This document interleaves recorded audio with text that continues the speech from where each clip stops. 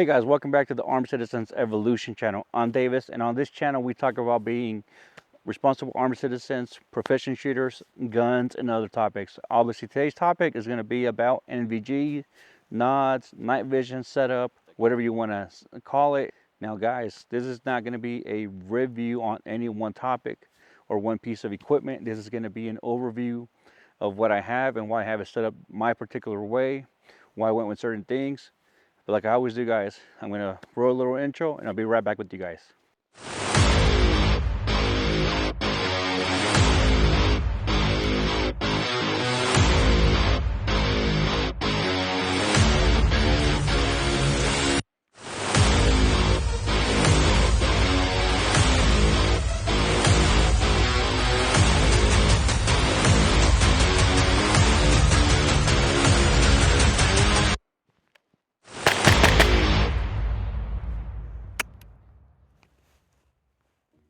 All right, guys, welcome back. So we're going to get into it real quick, guys. So as I usually start off, this is not going to be a talking head review on anything in particular today. This is going to be a quick just overview of what I bought, why I bought it, why I feel I needed this stuff, and why I feel that maybe some of this stuff might be useful for you.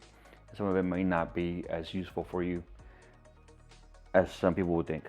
So for those wondering, I did buy this from Steely Industries. Good customer service. It's a quick ship. Again, Steely Industries, give them your money if you want. They're pretty quick about stuff, so I did like that. So I am just using a lithium battery. This is a 123A. It's just a standard Surefire battery I had laying around. It's powered this on for a few hours now, so battery life, from my understanding and everything that I've read, it's over 20 hours, so a good little performer with just one CR123. So getting into the housing, guys, I did go with the Black-DTNVS.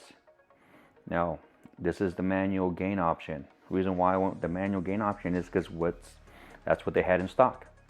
Other than that, there's no real reason why I went with the manual gain. It's what they had in stock. The reason I went with the DTNVS over something like the AR NVG or the Manticore was I've been wanting this since it came out. Outside of that, outside of just a want, there's no big reason why I went with them. As far as tubes, I did go with L3 unfilmed. So, and I'll put up a couple pictures right here of the left and right tube. So from my eyes, they're spotless. They're aviation grade. They are an SNR of 35 on both, and the FOM was 25-30 for both. So they're very close spec tubes. They're not the greatest, but they are fantastic, and especially for being my first setup and for what I feel is a affordable pricing for them. Affordable in the world of night vision goggles, right? It's a good setup for me. It's something that I've been wanting for a long time. This is not something that I just bought willy-nilly out of just randomness. It did take a few years for me to convince myself that I needed this. And even still now, need is a very subjective thing. But getting into it, manual gain. For those of you that might not know, for you to turn it on, you hold and you twist. So you hold about 3 seconds, 3 to 5 seconds, and it's gonna start flashing, and you twist the knob left to right. That'll turn them on. To turn on your illuminator, it's 2 clicks, so just 1, 2. That'll turn them on. For you to adjust your illuminator brightness, it's gonna be 3 clicks. 1, 2, 3, and then you can adjust it left to right. So I did go with these Amazon aperture adjustment Taser, whatever they're called. They do have a sacrificial lens, so that's the reason why I chose these. Now, could I have gone with the Matchbox? Yes, but I'm not willing to spend $500 on these little adjusters. Are they worth it? Maybe. I believe total shipped within 1 day was $85. So 85 versus $500. It's, to me, that's a no-brainer. It's not something that I'm planning on destroying. So, and if I do mess them up, they do get messed up, I can buy more. They're that affordable. They're within reason. So that's why I want these. They did come with these little protective covers. So they just click in. But so what I did to them is I put some Velcro on here. So when they're mounted onto my helmet, I just plastered them on, and I'll show you guys a little demonstration of that. But all I have to do is just plaster them on, and they'll stay Velcroed onto part of the Velcro on there, and that's it. I do like the manual gain setting on these, and again, I've done one night shoot, and I've done my morning coffee with them.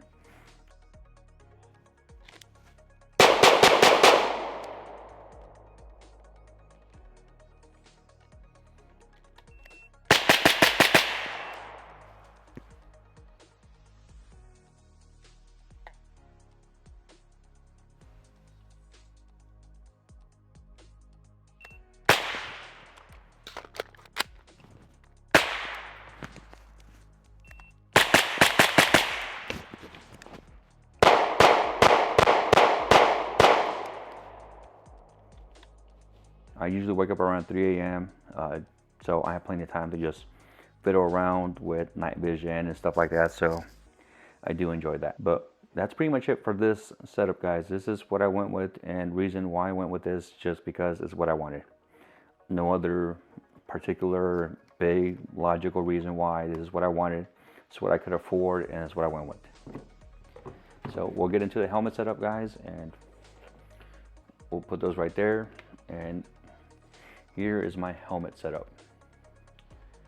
So starting from the front, guys, this is the Argus A4 Lite, and I'm gonna be honest with you, for a clone, a knockoff, if you will, G24, you really can't go wrong with this.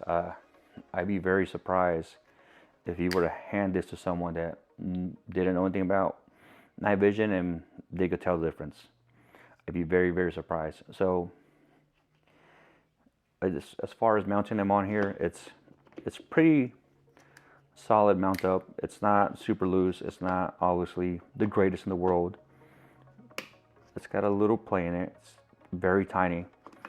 All I did was stick 2 little foam wedges in here, put them in there, just shove them in there, and now there's literally almost 0 play in there. So that's it. This is the Argus A4. As far as helmet choice, guys, I went with Protection Group Denmark. Reason why was cost, and I wanted something ballistic. I didn't want a bump helmet. In my opinion, if I want to spend $350 for 0 protection, I'd rather spend an extra $200 and get some ballistic protection. Is it the best? Possibly not. Is it affordable? Arguably. I didn't want to go with the hard-head veterans. Just from what I've heard about them, it's not something I really want to go with. If maybe they have changed, or it's something now produced and something that's not just China, I definitely would look into them. But from my understanding, this is made in Denmark. Sorry, assembled in Denmark, pressed in Bulgaria. So from everything I've read and seen, this is something that I was willing to put on my head and have some ballistic protection. The black multi-cam cover is the same. It's from PGD. I went with the OD green. It's something I just wanted to go with. Colors, pick whatever color you like. It's just a color. As far as the internals, here's how I set up my padding. It works for me. Maybe there's a better way to set up the padding. It's not ideal for some people, but for me it works fine. It does have the BOA system, and it's something I really, really liked. This really helps with the adjustment and tightness on your head. So that's with that. Now on the left side, I do have American patch just because I'm American. I want to rep. Surefire admin light. This light is not the best, but it does have blue light and it does have white light. And again, this is just an admin light. You adjust it down, read a map, look at your waifu, look at whatever you're trying to look at your phone, look at a map, whatever it is you're trying to look at. That's what this is for. Its spill is off to the right, so it's not, you have to sort of hold stuff over to the right a little bit, but it's not a big deal. Eventually I might swap it out, but for now, for the cost, I got it in a trade, so I'm not gonna swap it out. This is just another patch up here. This is just all it is. Now the lanyard, this is an Amazon lanyard. It's a knockoff, I believe, from the Nerd. So it's, I think it was like $7-8, so versus paying $25 plus shipping. Again, this is just something to tether it. It's not the tightest, but it's pretty secure, so that's why I bought. Again, just a patch, nothing. So with my hearing protection, what I went with was with the amp arms, the AXL adapters, and Safariland liberators. Now, for you to mount the liberators, these are the, I believe the newest model that they have, and these are the rechargeable batteries. So you do not need to buy the sorting adapters. These will screw out. You got to use a little bit of force to take them out, maybe use a plier or something, but you do not need to buy the ESS adapters to mount the the Safariland liberators to the amp arms using the AXL. So I regret buying those. The ESS adapters, I did originally buy them for sword-ins. I just ended up going with the liberators because my sword-ins crapped out. So that's what it is. And the liberators do not have a very long cable, so they won't allow you to articulate all the way to the top. So they do have a sort of a forced stop here. You feel the tension on the cable, so I try to keep them there, but that's it. The back of it is just some Amazon chem lights, a little Velcro patch from Night Vision Network.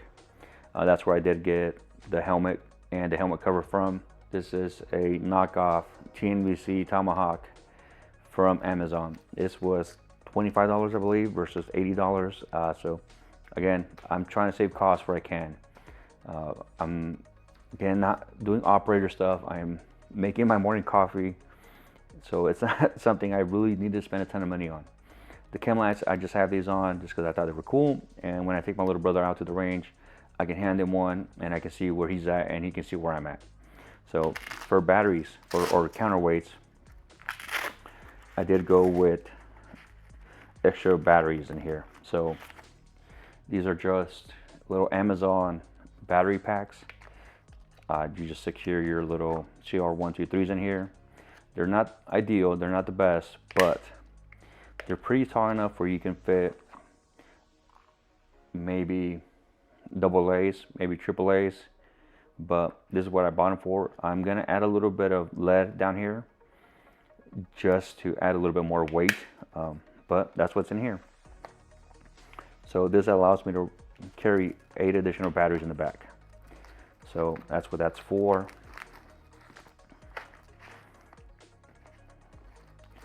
And again, guys, this is just a knockoff Amazon Tomahawk, and that's what that is. And moving on to the left side, again, another American patch. This is a little contraption that I assembled from parts from Arasaka and Surefire.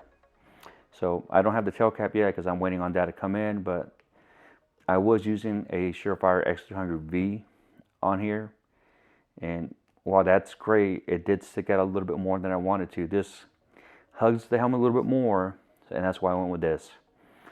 And it's cheaper. This in total, I'm about $330.